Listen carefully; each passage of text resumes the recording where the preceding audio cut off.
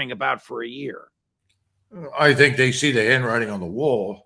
But having said that, it's not a question of willingness at this stage. We simply don't have much ammunition to send. We've reached the point where we're rapidly running out of ammunition in our war stocks, and our factories cannot gear up fast enough to produce more at a desired rate. We don't have a surge capacity that we had 50 years ago. It doesn't exist for missiles, rockets, anything.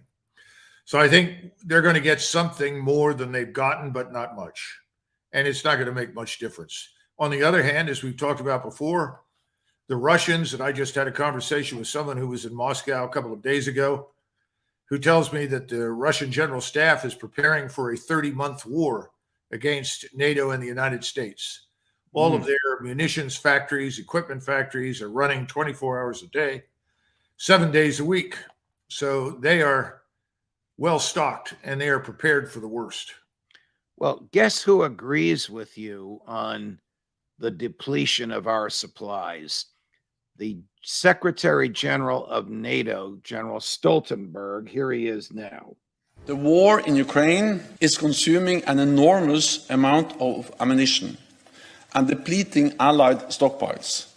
The current rate of Ukraine's ammunition expenditure is many times higher than our current rate of production.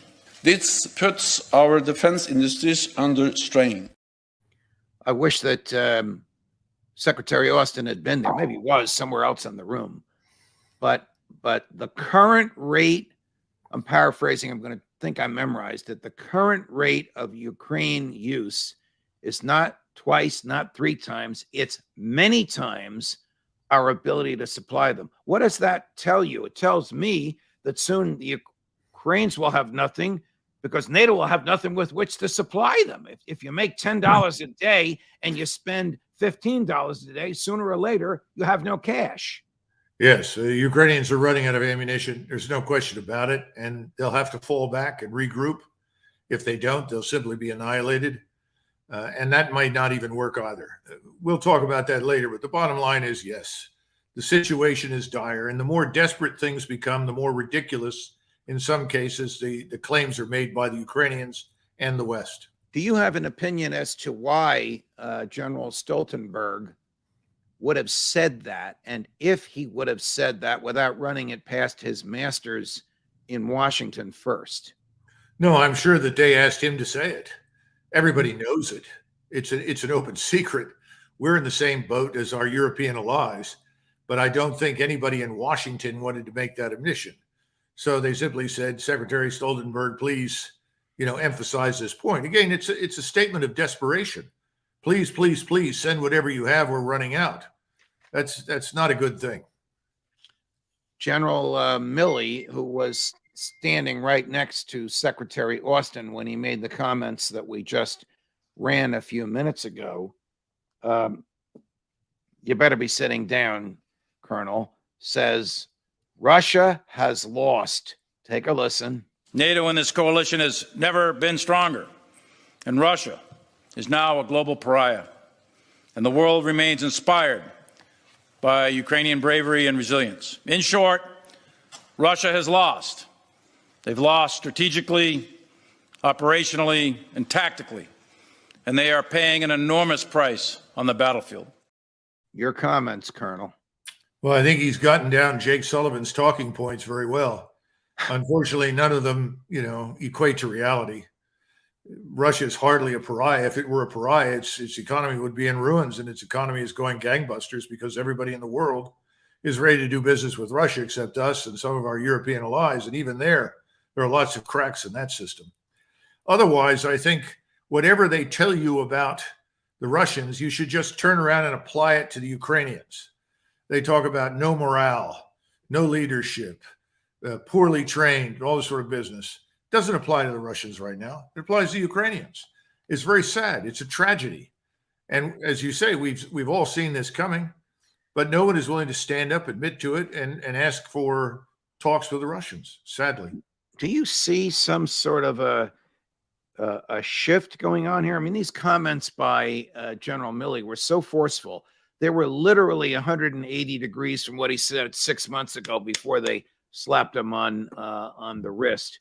I mean, what does he gain by saying this? I can't imagine that any serious professionals like you, or even the people, the other generals and colonels that work for him, would take seriously what he just said. And yet he said it before an international audience, and it was broadcast all over the world. That clip we just gave you was broadcast all over the world yesterday. Well, let's be frank, Judge. This entire administration has lost a great deal of credibility in a whole range of areas over the last several months. Anything they say has to be viewed with great skepticism. General Milley has made it very clear that he is aligned with the left. He is part of this administration. He's going to say whatever they want him to say. End of discussion. Your concern about professional integrity and so forth doesn't really occur to him. He sees a different future. Remember that when these people retire, there are lots of wealthy left-wing oligarchs that will provide income for them and take care of them. The objective here is to meet that test. Please reward me for what I'm saying when I retire. That's all. But you know him. Does he mean what he says, or is this an act intended to audition for the type of post-military retirement job he'd love to have, the one like his boss, Secretary Austin, had at Raytheon? Well, I'd say it's the second, not the first. He's very definitely interested in the income. I don't know him personally. I have only met with him once, and I only know him by reputation, which was never very good in the Army. This is not somebody that was known for standing up and taking any tough positions under any circumstances. This was a man who was always willing to get the job done. Yes, sir. 3 bags full, as we say. So he's doing what he's done throughout his military career. I mean, is this the type of person, is this the mentality and the character of human being, much like General Petraeus, that rises to the top in today's military? Yes. I mean, definitely. This is not Joe Biden's fault. This is culture that's been going on in the military for generations. The politicians rise, not necessarily the best generals. Well, if you go back to the 1930s, look at the senior officers in the ranks of the French army, they were all very much like Petraeus and Milley. And of course, they failed miserably. And if you go and watch any of the documentaries, you'll have plenty of French officers that are younger, obviously, in many cases, or lower rank, will come on and say, well, the politicians liked easy commanders. They wanted lapdogs, people that would go along, people that don't brook opposition. And listen, that's what we have. Tell us what you can about the Russian onslaught that's coming. We know that President Putin is giving what's described as a major speech on the 22nd of February. That's a week from today and 2 days before the anniversary of the commencement of hostilities. Would he be prepared to say, oh, by the way, there's 250,000 troops that just crossed the border? And if he were, would we know that ahead of time from intelligence sources, that a number that of human beings that massive is in one place at one time? Well, Judge, I thought it was the 21st. Correct me if I'm wrong. Oh, I'm honestly going by a writer. We get hundreds and hundreds, sometimes thousands of messages per episode when you're on, and I'm going by what the writer has said. Sure. So well, I think it's the 21st. What is happening right now is that we're seeing advances designed to effectively secure the axes of advance for the mobilized force that is being marshaled in the South. Now, what's the mobilized force? Well, we're looking at 250,000 right now of the Russian combat troops. Some of them are south and a little east of Zaporozhye when you look at the map. Others are just behind Bakhmut, which they are waiting for the Wagner military group to clean up. And then the other group is over near Liman, which is just east of Kharkov. And there, remember, we talked about 3 major concentrations, one in Western Russia, one down in the south, and one up in Belarus. The one in Belarus is sitting quietly, but is prepared, whatever comes. But these forces are going to move on at least 2, maybe 3 axes, but they're not going to move until it's completely clear. And if we look at the strikes that are going in right now, air, missile, rocket, artillery, they're stripping out all of the air defense radars and all the air defense artillery that's out there. So they want to be sure that they have a clear open field for their close air support, for their drones, for their rockets, for their missiles. Sometime in the next few days, we're going to see this gargantuan move north and west out of those three areas. Let me just interrupt you. Gargantuan meaning with respect to the number of boots on the ground. Yes. Do troops literally walk miles on the ground, or no, are they almost everyone? No. Almost everyone will ride. Most of your infantry will be armored infantry, following behind armor, artillery strikes, and so forth. So no, people are not walking at all. Now, you've seen elite light infantry from the Russian side confront Ukrainians in places like Bakhmut, Ugledar, elsewhere. You're now going to see the thing change with the armored force moving forward because the terrain favors fields of fire and the kind of rolling open terrain that is good for armor. And this is perfect for the Russian way of warfare. That's what we're going to see. But it's going to be an incremental rollout. Remember, the majority of the forces the Russians are now moving forward are not bloodied. These are not people with lots of combat experience. On the contrary, many of them are fresh recruits or reservists that haven't seen much, but they are under the command of experienced combat officers. That's what counts. And thus far, they have been moved up to the line, exposed, brought back repeatedly, shifted back and forth. They've practiced their maneuvers. They're ready to go. So once these last remaining strong points on the edge of the Donbass are gone, then we'll see them move. And their goal is everything east of the Dnieper River. In other words, everything from the Russian border to Kyiv. Right. I want to make you laugh a little because we're talking about very serious stuff. So my former colleague, because he did work at Fox for a while, and then ABC, and then CNN, and now News Nation, Chris Cuomo is over in Ukraine, and I did what I thought was an excellent report, interviewing young Ukrainian either recruits or conscripts. Colonel, when I say young, I'm talking about 16 or 17 years old. In his report, he showed them doing serious military drills, and then he interviews one of them who speaks English, who tells him at his age, he has been to the front lines, he has seen blood and death, he's not afraid of it himself.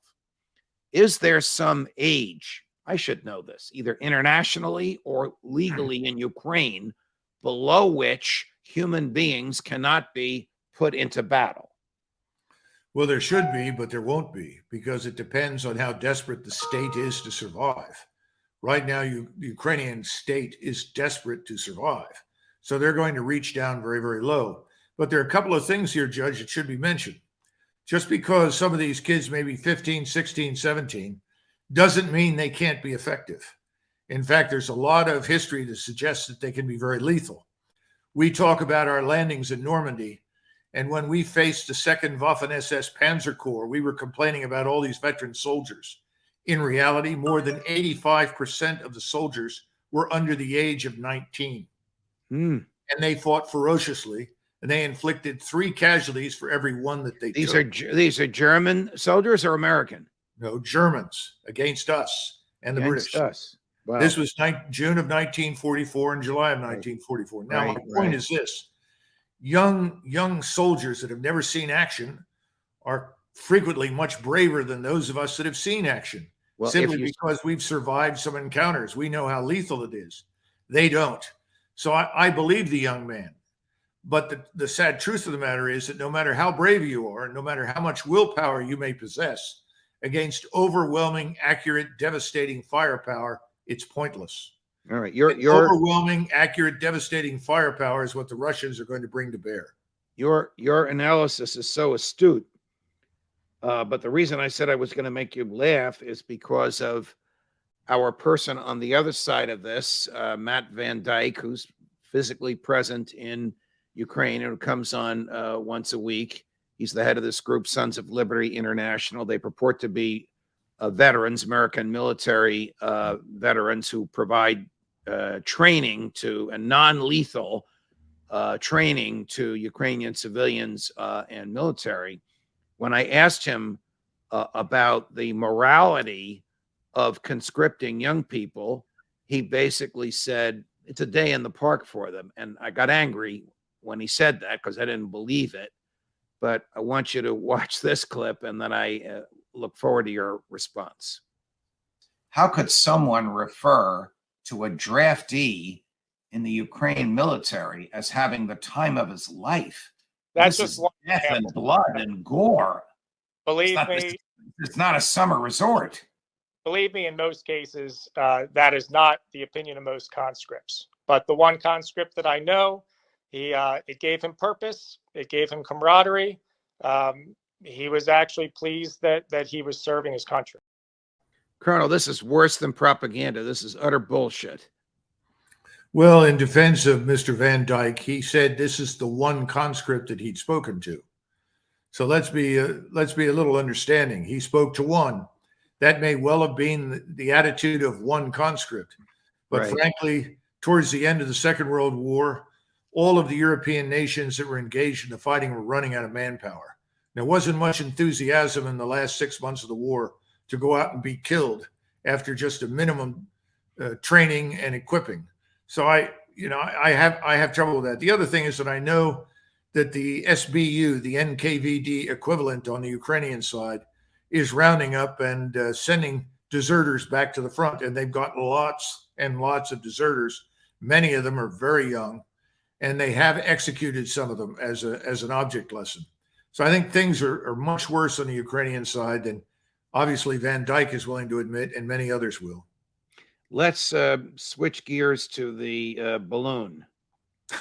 The balloon that captured in the American imagination and people staring in the sky for hours 2 weekends ago. Mm-hmm. A person you and I know of, Gordon Chang, from time to time on Fox News, holds himself out as an expert on China, argues that the balloon flew over Malmstein Air Force Base, where approximately a third of America's land-based intercontinental ballistic missiles are stored. Then it flew near both the Warren and Minot Air Force bases, which house the remainder of America's Minuteman wings. Then it passed close to Whiteman Air Force Base, home to the nuclear-capable B-2 bomber, and then Offutt Air Force Base, headquarters of the Strategic Air Command. Quote, "This path suggests China is gathering intelligence for either a first or second strike on America's nukes," close quote. Should we believe this stuff? The short answer is no. First of all, you don't steer balloons. I'm sorry, but it's very difficult. Once you launch the thing into the atmosphere, the predominant winds have a bad habit of moving it wherever it wants to go. Secondly, I talked to someone at the U.S. Weather Service, and they told me that the path taken by it was roughly equivalent to where the jet stream goes across North America. That it went over those areas is probably not necessarily deliberate. It simply worked out that way. And again, assuming this thing was collecting intelligence, I have great doubts about that. I'm prepared to believe in many things, but I don't think it can collect much. They have 300 satellites, 100 of which are military. There's no shortage of opportunity for the Chinese to find out anything they want without relying on something like a balloon.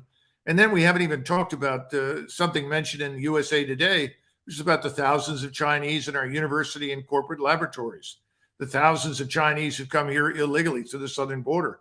We've had 5 million illegals enter the country since President Biden took over. All of that is infinitely more important. So no, I don't think so. And I think he's discarding the reality that the Chinese were the first to adopt a no first use. And they mean it.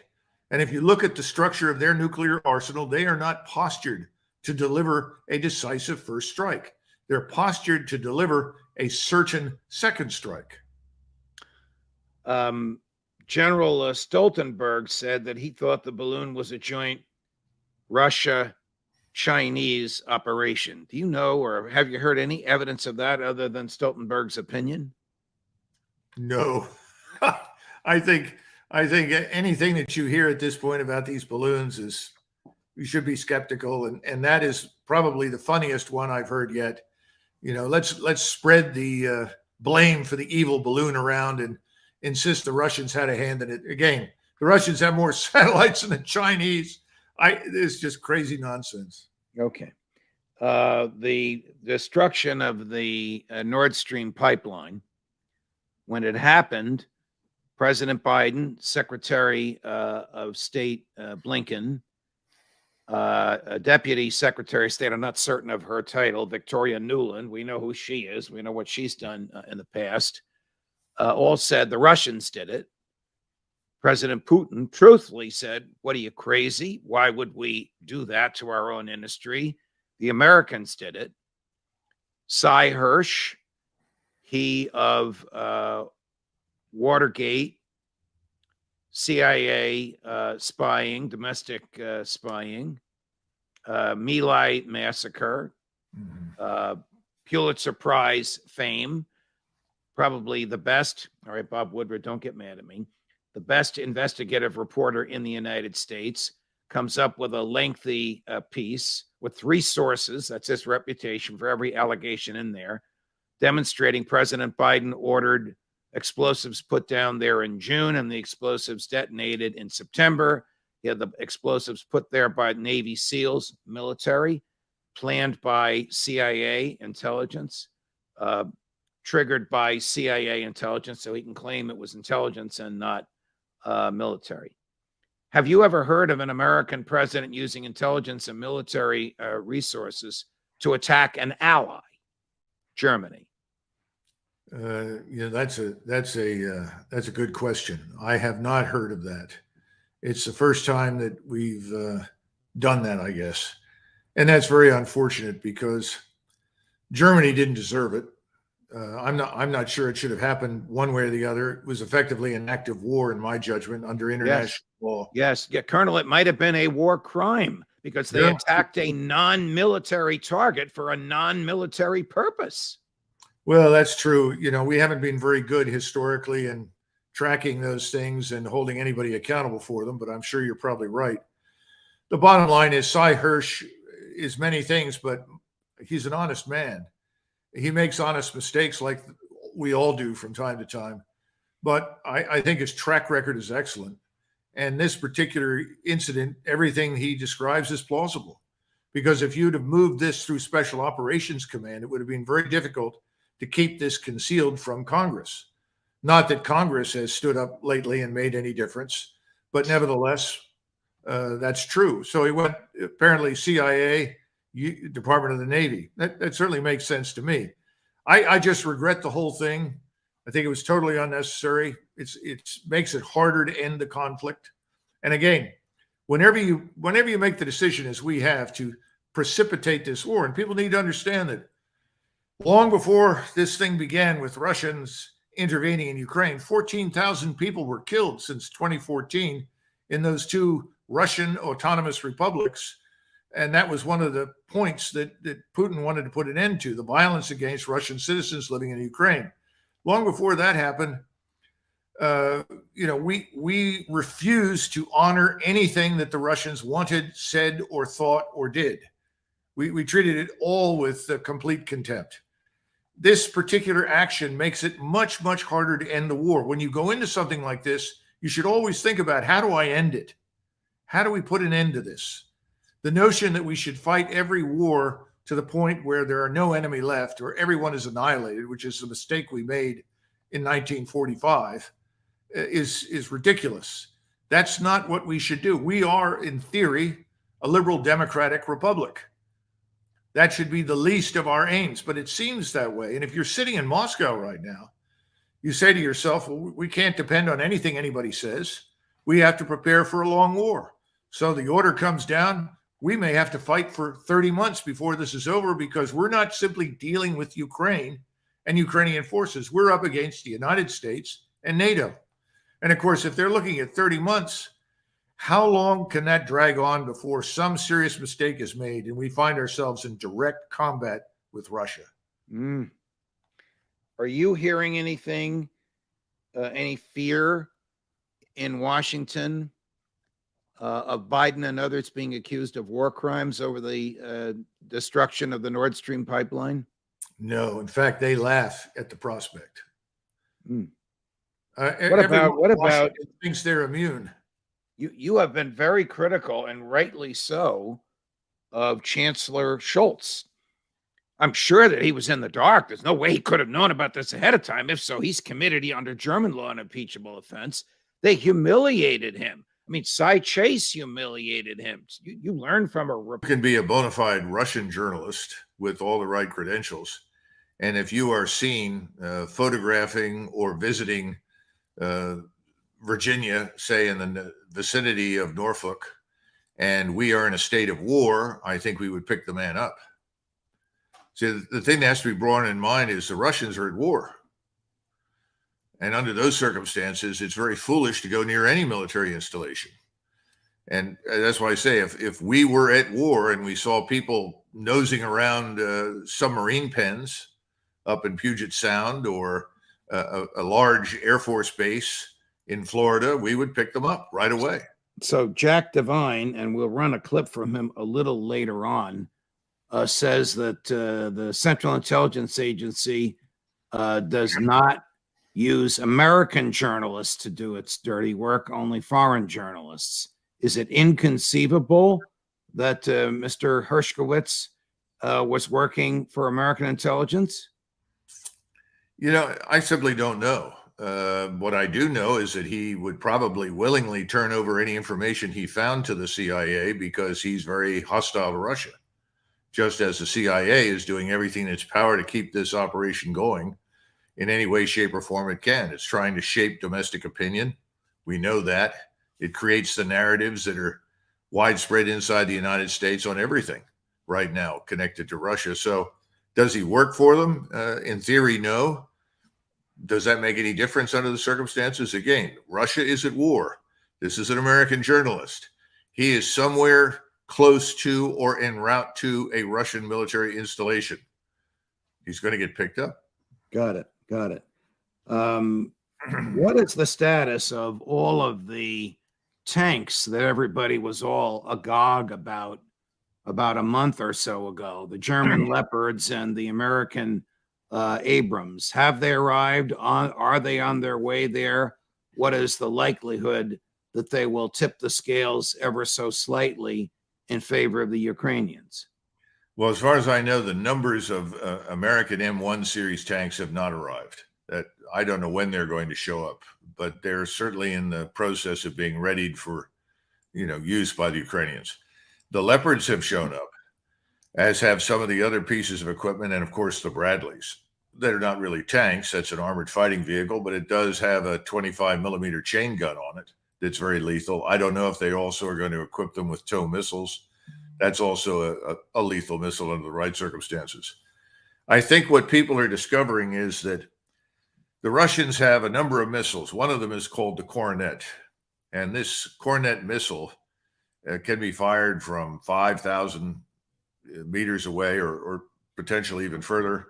It's self-guiding. Once you sight the target, you can essentially fire and forget it.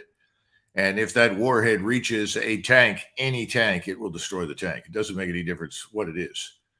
So that that is something that I guess people are now beginning to notice because the Coronet missiles were used against Leopard tanks in Syria. And people should be very concerned about that. Again, this is something I think other analysts have said.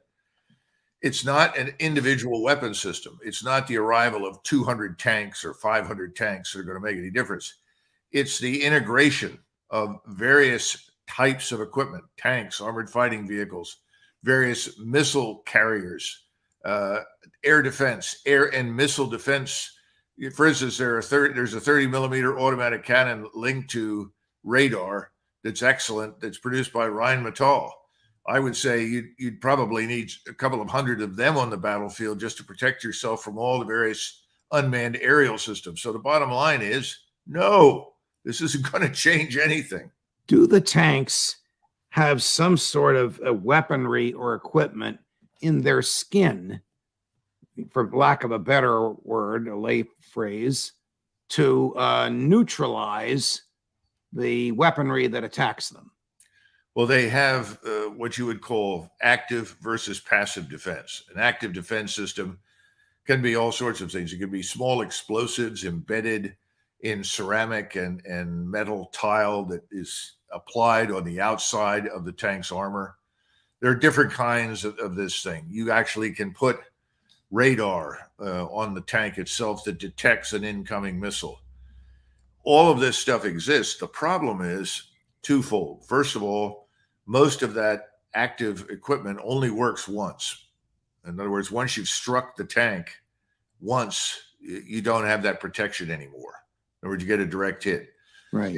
If you strike it twice, you may get something more, but then you're essentially naked. It only gets you through a couple of initial fights. Okay. Secondly, we don't have anything right now to deal with what I would call top attack. In other words, a missile that comes in and strikes on top of the turret. This has been a threat for a long time. In other words, it comes in and it dives down on the top of the turret where the armor is thin. The Israelis are looking at a number of very innovative ways to change that can be integrated into future armored fighting vehicles. Do the Russians have missiles that will do that? Oh, yes, absolutely. Absolutely. By the way, so do the Germans. And they have not released any of those. We've been working on those, and I think we have some, if they're not already fielded in the U.S. military, and they may or may not be, I don't know. They certainly are in development. These are the new threats that are changing the nature of warfare. This is what effectively robs you of your mobility on the battlefield. And it robs you of your ability to use all of this armor that historically we've relied on to come to terms with the enemy, to go right in and kill the enemy at close range. It's not going to be solved quickly. It's sort of like World War I, when suddenly people discovered machine guns, artillery, and mines, and barbed wire and trenches, and the maneuver stopped. We're in a similar conundrum. It won't last forever, and we're going to have to find a way through it. But the bottom line is we're not really prepared for it. The head of the Wagner Group has proclaimed that Bakhmut has fallen. President Zelensky has not refuted that. It seems to me, as a layperson in the military world, 10,000 miles away, that it's safe to say that Bakhmut has fallen. Do you have any intel on this? Well, a couple of things. First of all, Prigozhin made a number of interesting remarks. That's the head of the Wagner Group. Of the Wagner Group, right. And Prigozhin said something that many of us have suspected was the case for months, but now we've had it from the horse's mouth, and I think it's probably true.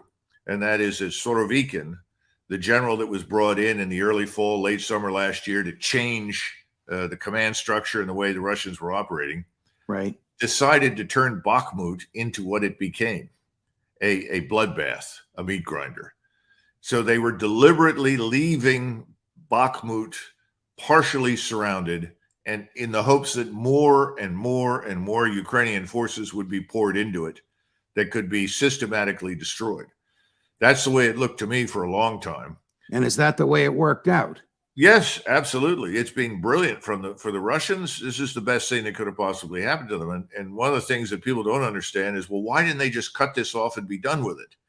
Why aren't they doing that? Well, there's a reason. Because if your enemy comes to you, and I just described the battlefield that we're on now, which is not very favorable or friendly to large maneuver forces. So you have to infiltrate into this World War I setting. If that's what you're operating on, you're just doing what your enemy wants you to do. And I think Surovikin was the man behind that. And that's effectively what Prigozhin said. Now, they say that all but a few blocks, something like 11% of the sort of built up area of Bakhmut is absolutely devoid of Ukrainians, but there's still some left on the edge. And you still have talk, as we talked about the last time when we put the map up, you still have talks of 80,000 troops breaking through in or around or near Bakhmut in some fashion. I don't think it's going to happen anytime soon, but there's still a lot of talk about that. So perhaps you leave the door open one more month and let more people, essentially convert themselves into corpses by going in there. We just interviewed Jack Devine just about a half an hour ago, and he had some comments about the Russians and Bakhmut that either will affect your blood pressure or cause you to have some fun with him. Here's what he said. In the last 2 months, you were telling me these great wizards of the war were saying the Russians have the 300,000 man army and they're going to roll right over Ukraine. Here we are, 150,000 troops went in, and they may or may not have taken a town.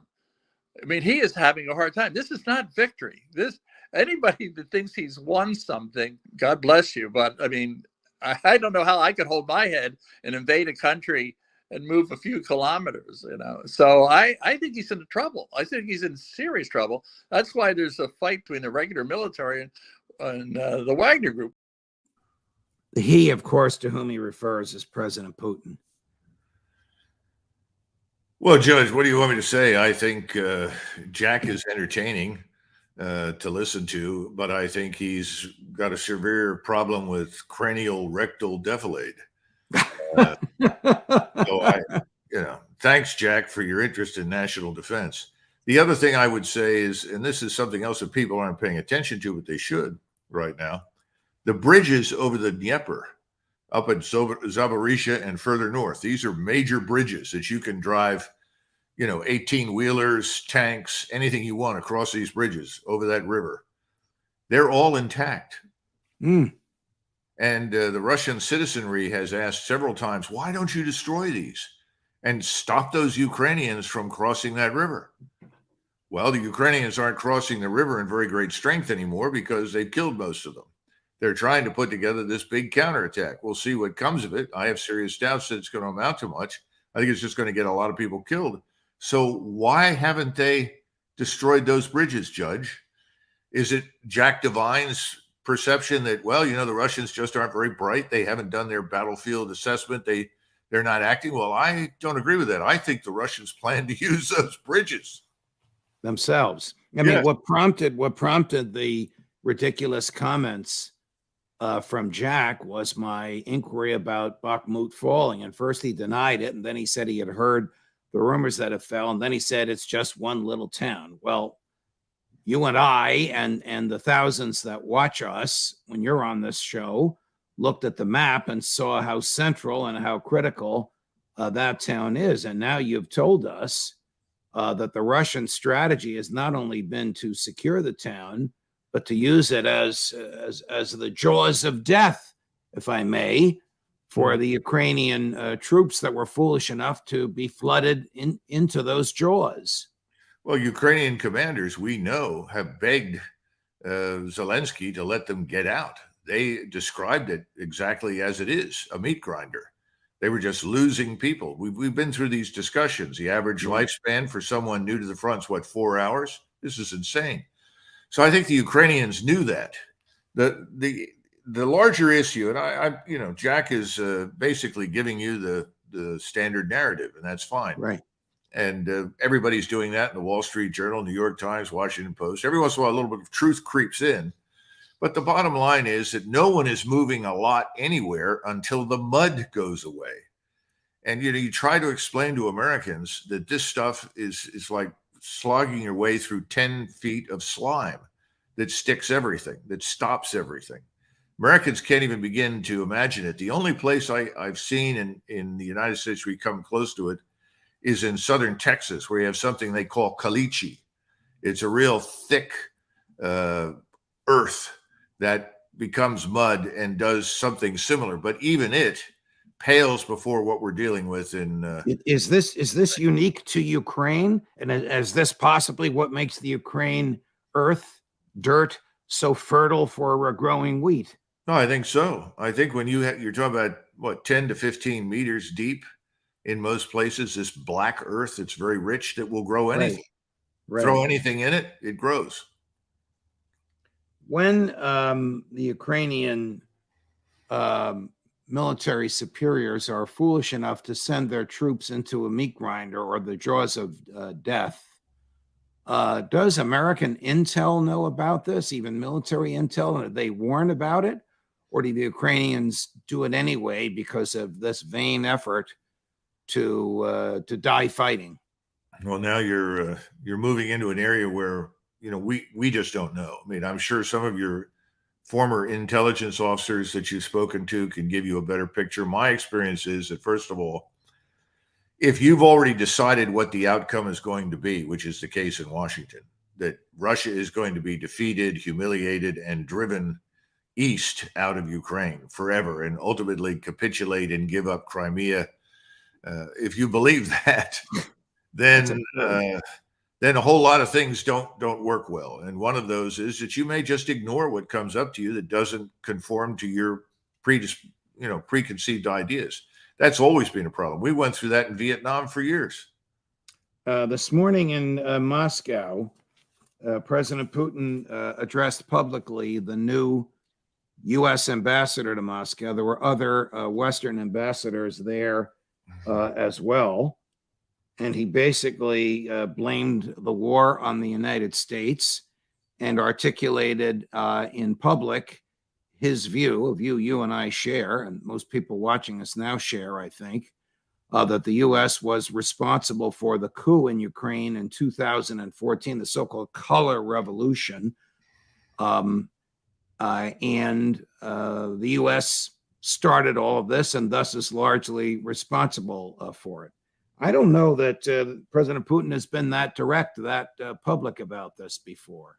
Well, I think he certainly made the larger case. He hasn't been specific about the so-called coup, but there's a huge mountain of evidence to support what he's saying. And by the way, you now have Mr. Netanyahu in Israel, who is absolutely convinced that we're running a quote unquote color revolution against him and his government. Well, you're a question ahead of me as to whether, God bless you, Colonel, whether you believe that the Central Intelligence Agency was responsible for massive, persistent, endless demonstrations in the streets in Jerusalem and Israel over the makeup of the Israeli judiciary.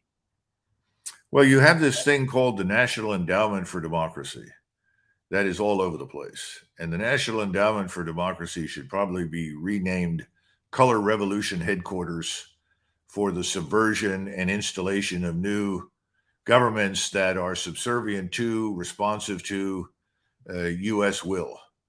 I mean, that was clearly going on in Kazakhstan in the first few weeks of this Ukrainian disaster. You'll recall the Russians sent a lot of special forces in there to help the government recover itself.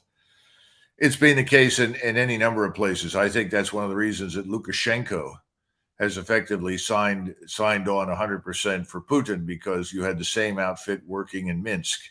Right. This is not new. Now, is the CIA involved with that? Of course. Right. How else could it have happened? Well, President Putin was speaking directly into the eyes of the American ambassador in Moscow. President Zelensky was visiting one of his staunchest allies in Poland. We have a little clip there. There's the president of Poland, and there's President Zelensky. What more can the Poles give him short of troops on the ground, which we know is what he wants? Well, now we've got another problem in the region.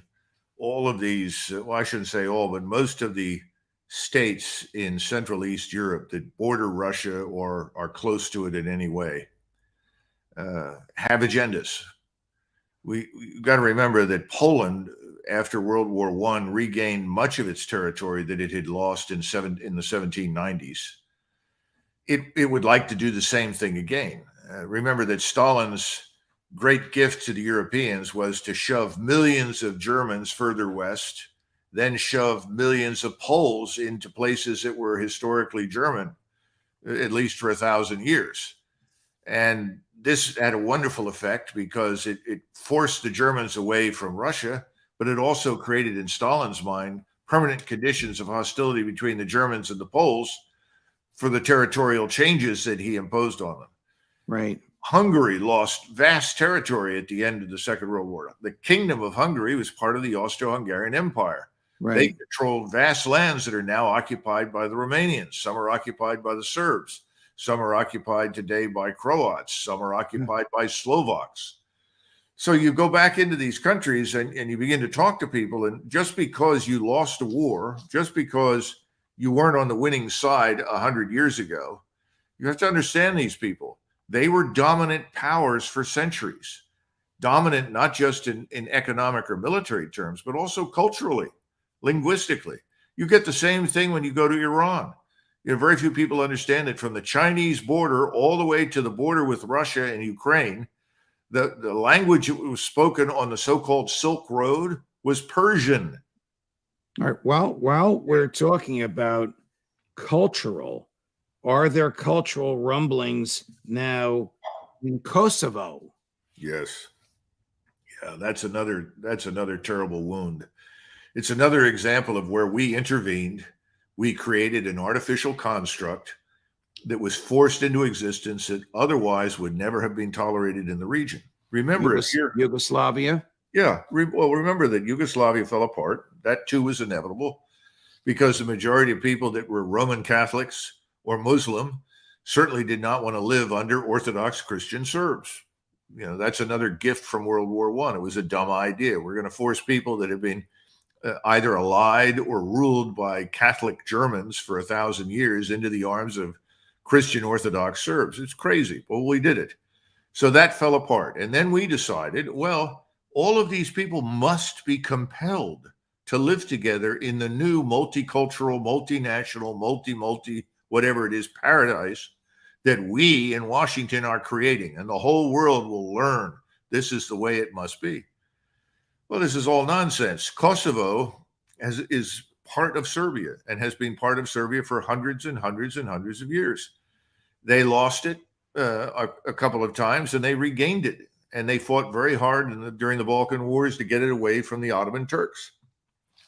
If you're Greek, if you're a Bulgarian, if you're Romanian, if you are Serbian, the presence of large Muslim populations that were essentially created by the Turks and separate governments and institutions that were installed by the Turks, they're very uncomfortable with this. And given what we experienced in 2001, you can imagine the paranoia flag went to full mast. It's still there.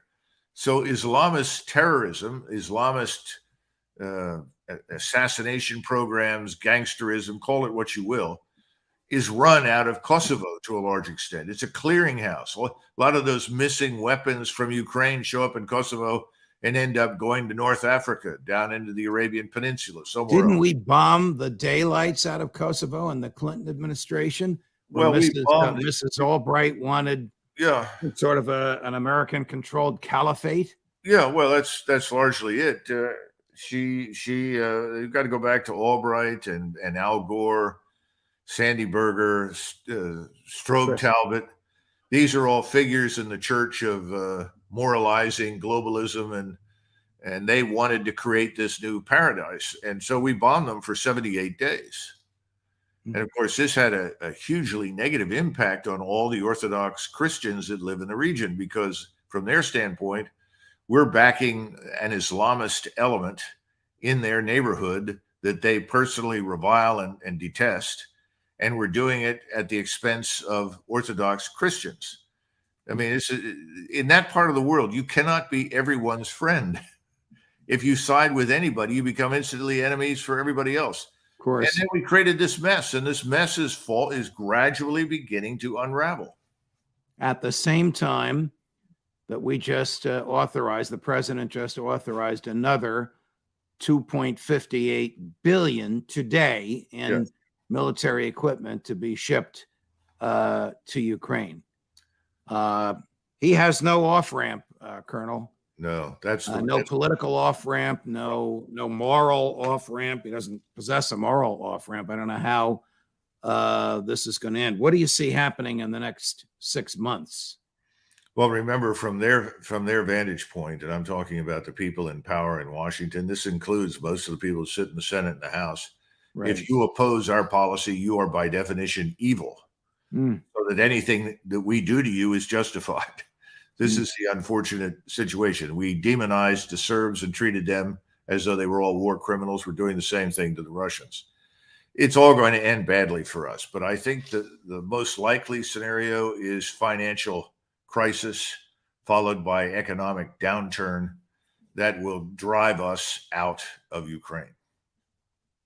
That's the only way I see us leaving. Unless, of course, some of these governments in Europe turn over. And remember, the situation in Europe, certainly from an economic standpoint, is in many cases much worse.